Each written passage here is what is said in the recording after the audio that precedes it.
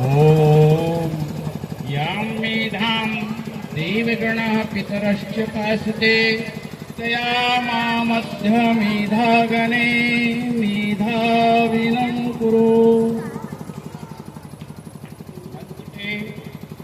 सभी सम्मानित महापुरुषों और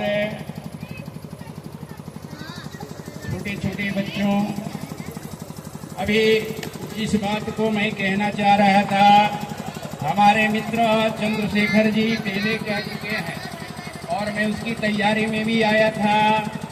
गुरुकुलीय शिक्षा हमारे देश में था पहले, और ऋषि दयानंद का स्वप्न था कि पूरे विश्व को जगाने के लिए सबको पढ़ाओ और सबको बढ़ाओ।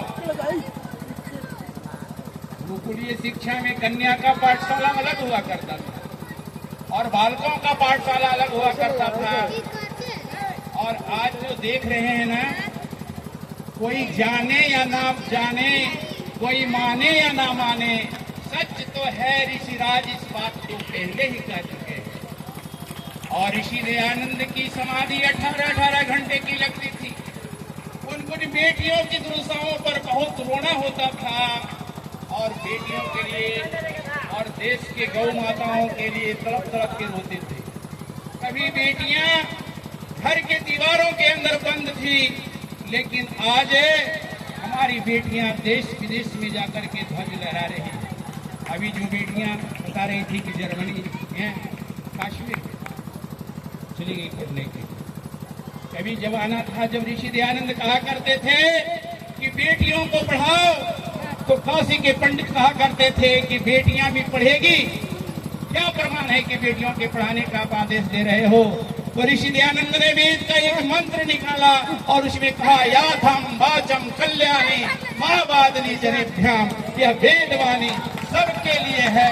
और बेटियां जो आज आगे बढ़ रही है, हम आज इस बात को जोड़ के साथ कह रहे हैं कि 1874 में सत्याग्रह प्रकाश नामक पुस्तक में इस बात का जिक्र है कि अगर बेटियां नहीं पढ़ेगी तो देश आगे कतई भी नहीं बढ़ेगी।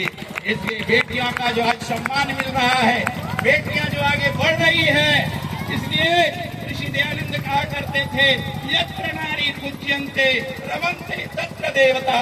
अगर जिस घर में नारियों की पूजा बेटियों को नहीं पढ़ाओगे, उसको आगे नहीं बढ़ाओगे, तो देश कभी स्वर्ग नहीं होगा। तो आज हमारी बेटियां पढ़ रही है, आगे बढ़ रही है। और विशेष बात तो हमारे चंद्रशेखर जी गुरुकुलीय माध्यम के शिक्षा से कह चुके हैं, क्योंकि मैं इस बात पर आगे नहीं बढ़ूंगा, क्योंकि मेरा जब भट्ठा गर्म होता है ना तो थोड़ा ज्यादा खिंचता है। तो मैं इतनी बात करके, क्योंकि समय भी बहुत हो गया है, तो मैं इसी बात करके मैं बेटियों को भी धन्यवाद देता हूँ, बेटाओं को भी धन्यवाद देता हूँ, सभी महापुरुषों को भी धन्यवाद देता हूँ कि तुम जितना से अब पढ़ो उतना ही आगे बढ़ो। आज सरकार भले नारा लगा रही है कि बेटी पढ़ाओ बेटी बचाओ। इस नारा को स्वामी दयानंद आज से 150 वर्ष पहले ही कह चुके थे। इति ओम शांति।